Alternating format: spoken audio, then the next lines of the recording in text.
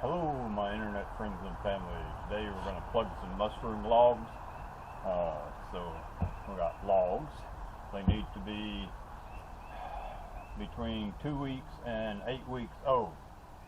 If they're too young, they kind of kill off the fungus you're trying to get in there, and if they're too old, some other fungus may have beat you to it. The next thing you need is the plugs.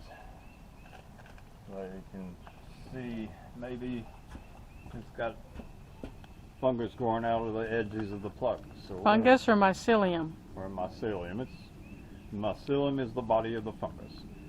So we got a little bit of filaments coming out of the edges of plugs, and these are spiral cut plugs, and you see a little whiteness in the spirals of the plugs. That's the filaments coming out, and they're going to reach out and grab a hold of the wood we're going to put them in. We have a drill. For this I tend to use an electric drill because, well, if you do a lot of them, eventually the battery's going to run out on your thing, and you're going to be drilling a lot of holes relatively thick, so it takes some power. You have a specialized drill bit on that? Yes, this is a drill bit that's designed specifically for putting in plugs. I get mine from Mushroom Mountain. 8.5 millimeter high-speed steel mushroom drill bit. Comes in a little tube, makes it easy to keep it and not lose it and all your other bits and pieces. So, tell us a little bit about the type of wood you're using and why. I think this is oak.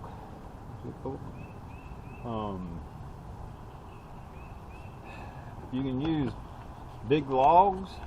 My last set was big logs. The problem with big logs is it can take a long time before it puts out any mushrooms, because it's pretty much going to fill up the wood first before it ever decides to fruit. It's when it's running out of place to grow that it decides, oh, I better put on some fruit and spread myself. So these, being about 4 inches thick, if I put enough plugs in there, maybe next spring I'll get some mushrooms. Maybe later in, next fall. But it should fruit your first year, at the end of your first year. About a year, yeah, for this size, about a year. The big logs, like right over there, is one from a while back. A log that size, it can take 2 years before it'll decide it's filled up the log. So basically what we're going to do is we're going to put plugs, drill holes for the plugs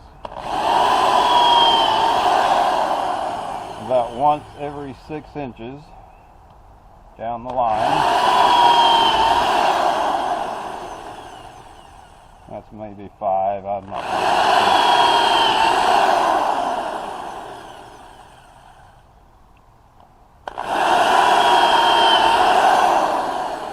Rotate it a little bit, and there's one, so I'm going in the middle.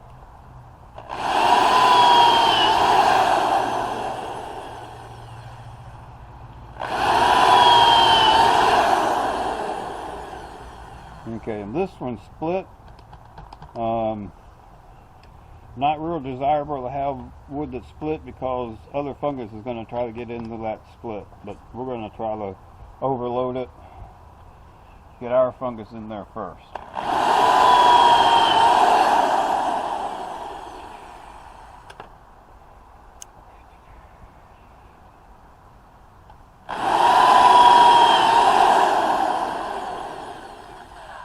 Okay, so this is Shiitake plug spawn. You know shiitakes, they're the nice ones you get in the Asian food stores. The normal ones that you get in your regular grocery store are baby portobellos, and they don't let them get very big. If they get big, then they sell them as portobello mushrooms. But the shiitakes are the smaller ones that are mainly used in Asian cooking. So we'll take a plug, and I forgot to bring out a hammer. We'll just put one in here. And you see the mycelium coming off of the edge. And between those spirals, you can really see it here.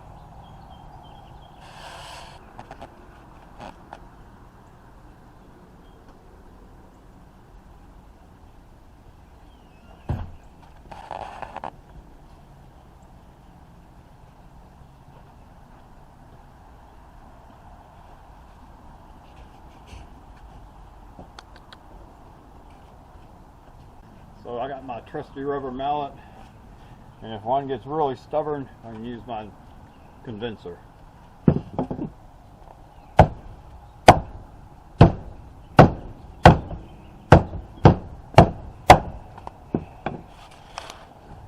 Make sure you get all your hose, or you've just opened up a area for other motion to get in.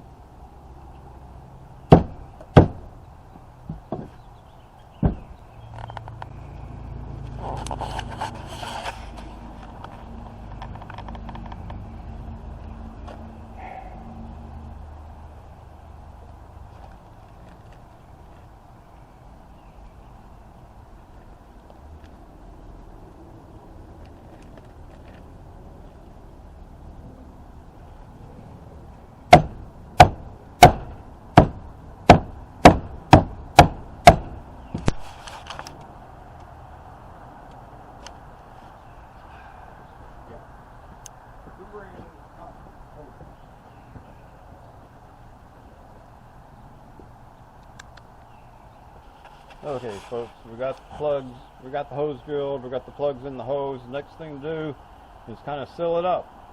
And what I'm doing here is I'm going to take some wax that I've melted over, well, stove or whatever, and then I'll just coat the tops of each of those plugs with a little wax. How you place them when you get them done? Once you get them done, you stick them where hopefully they can get some rain, or if you get a drought like we did last summer, you can go out there and spray them down with a hose. Hose isn't the best part because it's got some chlorine in it, but you're going to have to get them really wet anyway to get enough chlorine in there to really care. What about a soaking tub, like a kiddie pool? Now, yeah, some people will take them, get themselves a kiddie pool, and stack them like this, where the end grain is in the water, because that'll help the water flow up and keep the log hydrated. Some people will stack them in little crisscrosses, one layer going like this, the next layer going like that, and so air can get up through there, because fungi, like humans, needs to breathe. Doesn't need to breathe much because it's inside the wood, but it still has to breathe, and you can go out there and order that stack pretty easily. Now there are some fungi, and this isn't necessarily one of them, that likes to have contact with the ground. The wood's fine, but it actually wants to pull some nutrients out of the soil as well. So you have to check what type of mycelium you're buying. What's the one comes out and turns flat? The Oyster? Reese's. Oh, the reishi. The Reese's have to have contact with the ground, or they're not going to fruit. And contact with the ground, you keep that ground wet, that helps soak water up into them. Could you talk a little bit about what types of mushrooms this works with? Just say what kind of mushrooms works well with this method? Oh, this is great for oysters and shiitakes. Tiger sawgill, although I've never actually gotten any tiger sawgills off my logs. The logs rotted, but I never saw any fruiting. But those are your main ones that you want to produce off of logs, is oysters and shiitakes, and like I say, maybe tiger sawgills. The portobellos, they're they're I like to grow in shit. So you kind of need to know what food your particular variety of mushroom likes. Like, there are varieties of mushrooms that like other types of wood, like beech, and hickory doesn't do well.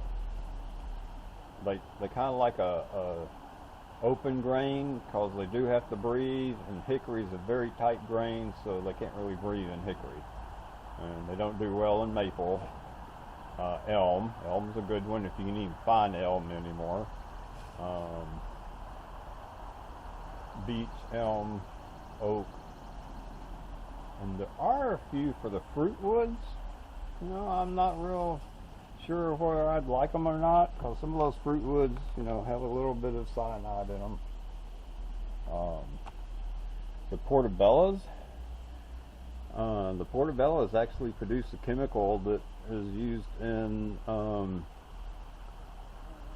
it's used as a fuel for torpedoes. And so never eat the portobellos raw, because that chemical will cause cancer. Always cook your portobello mushrooms. For that matter, cook any mushroom, because it helps the cell walls break down and you get more nutrients out of the mushroom. If you eat them raw, especially the portobellos, you eat a lot of them, I guess, you can possibly develop cancer. But the whole idea that the mushrooms create the chemical that's the fuel for torpedoes has always interested me. Especially since I used to help fuel torpedoes.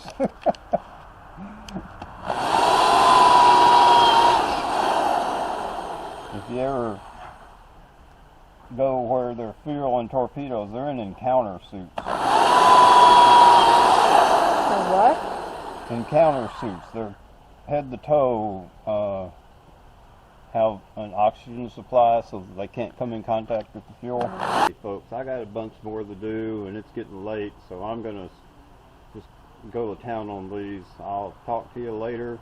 So hit the subscribe button for us if you want to see more stories like this. Maybe give me a thumbs up for this particular one, and what's the other thing? Subscribe, thumbs up, and ring the bell. That way you'll get a notification when we get a new one. So, I'll talk to you later, guys and girls, and y'all have a good day. Bye.